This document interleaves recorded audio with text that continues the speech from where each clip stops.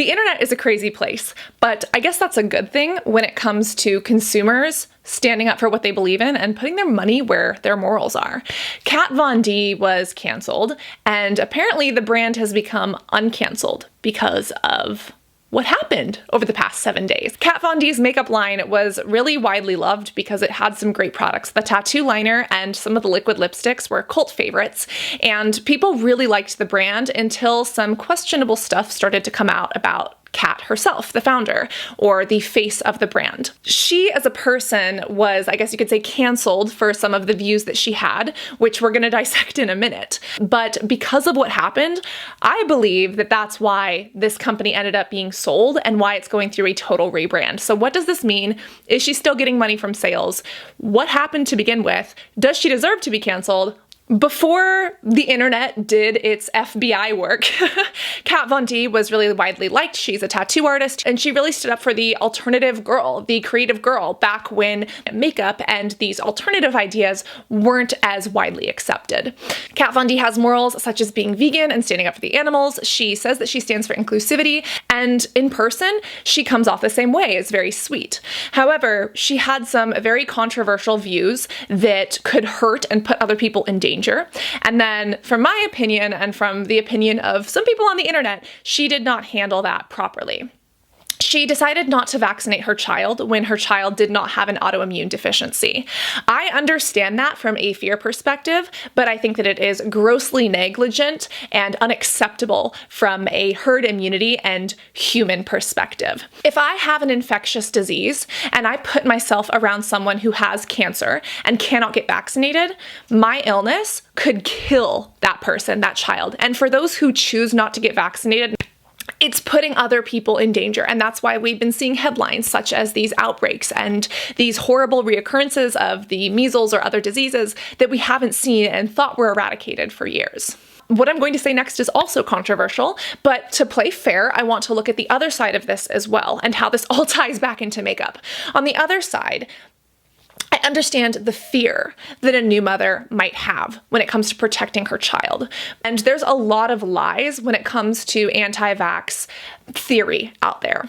And if you have not taken the time to do your research or just look at both sides of the coin, I can see where some of the things that these anti-vax communities are saying are very, very scary. You don't want your child to grow up with autism. Now, the scientists who originally said that have totally retracted their statements. Vaccines have actually been shown to be safer than many over-the-counter products, such as the supplements that we take. But if you don't research both sides of the coin, I understand where a closed, shielded mind would feel fear.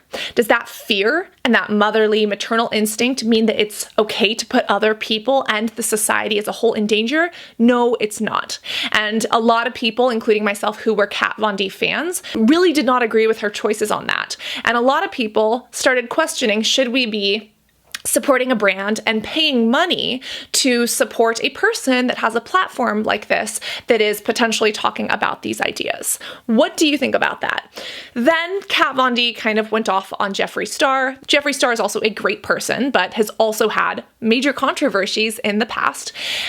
Essentially, there was drama between them. They started to try to cancel each other out. They both have makeup lines, and at least in the beauty space, it became either Team Kat or Team Jeffree. Now, on top of this, Kat had some horrible accusations of anti-Semitism. And this is where I drew the line. I was like, oh, can't go back from this. Again, there's two sides to the story, but anti-Semitism is a prejudice against people of the Jewish faith. Autographs of Kat Von D with apparently her handwriting came out where she used derogatory terms and symbolism that is blatantly anti-Semitic. She claimed that that was being used to frame her. Cancel my show by going to the network and showing them this 8x10 with a forged anti-Semitic message on it. Whether or not you give someone that benefit of the doubt is up to you, but that wasn't the last of it. On top of that, there were some questionable things that were either made online or that people who know her have said about her. And then on top of that, she openly dated someone who has a history of anti-Semitic views, actions, and tattoos, specifically a swastika, a symbol that is vehemently connected to hate, and a political party back in World War II that started World War II when it comes to Germany and Hitler. And he has this on his neck, and he has been known to date people who have these other anti-Semitic views. Kat claims that she's not anti-Semitic. I want to say I am not anti-Semitic. Yet, can you be in love with and in such close proximity to someone with such differing views? It is apparently possible, yet this guy has a history of not only doing the H mustache and the N salute, but also of dating anti-Semitic people. And it's just like, okay, well, is Kat part of that lineup? Not to mention, the brand has reposted blatantly racist things on Instagram when it comes to slavery and literally, how could you get this that wrong? And both sides of the coin, it could just be a huge long list of bad mistakes. But in my opinion, as someone who does believe in equality, even though she was vegan, even though her products were vegan, even though her products were really good, I was not comfortable putting my money or my voice behind things that could potentially support someone who has those views and opinions. I don't want my money going there. Many other people felt that way as well. Started to suffer badly. It was partially owned by Kendo, which is a parent company, a big beauty brand, and partially owned by Kat. And stocks were falling. I'm not sure how much of the financial statements are public. Technically, Kendo is a privately held company. However, even if you just look from the outside, if you look at social listening, the amount of times that the brand was mentioned on social plummeted. The amount of things that people were hauling and speaking about plummeted.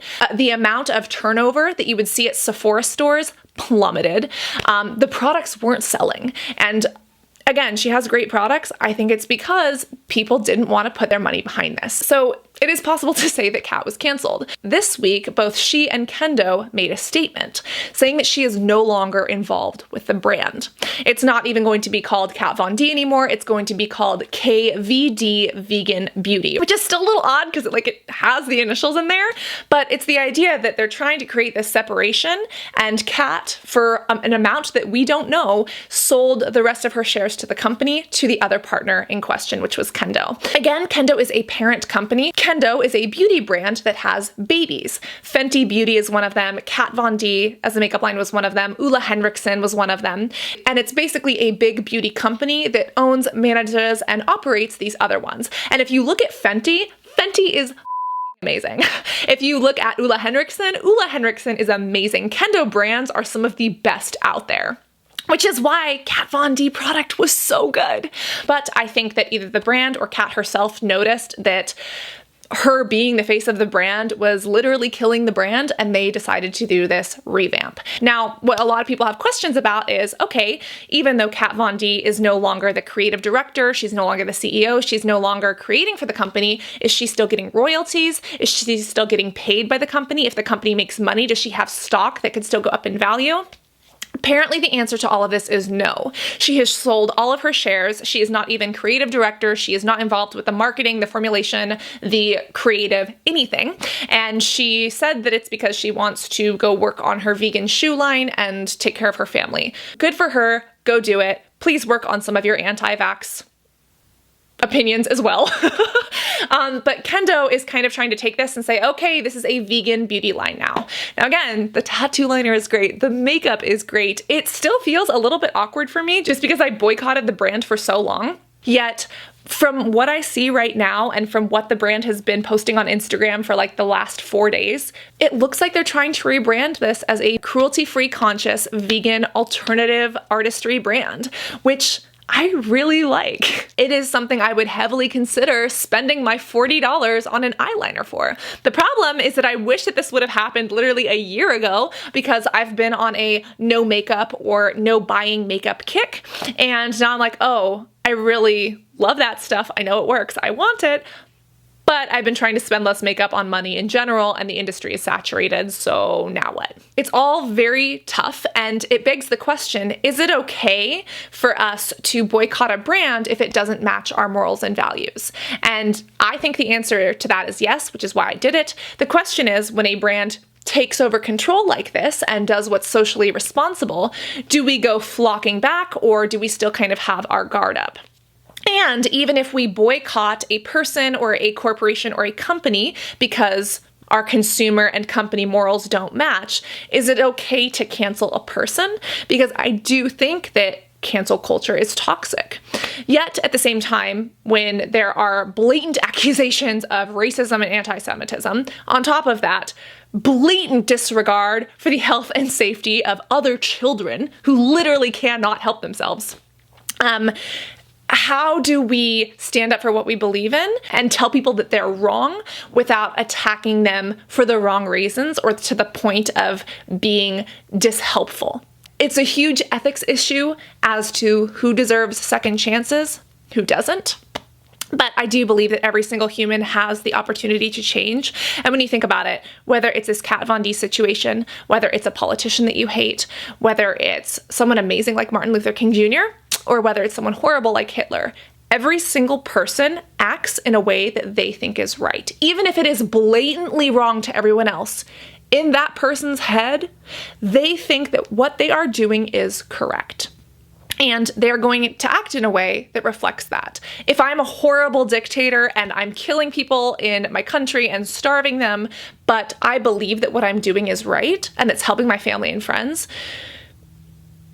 it must be a very disillusioned world to live in, but that person is obviously acting on their best interest or what they think is right for them. Someone needs to tell it to their face that that's not reality, but I think that even those horrible people deserve to get the chance to at least hear the truth. Then they can choose to take it or leave it.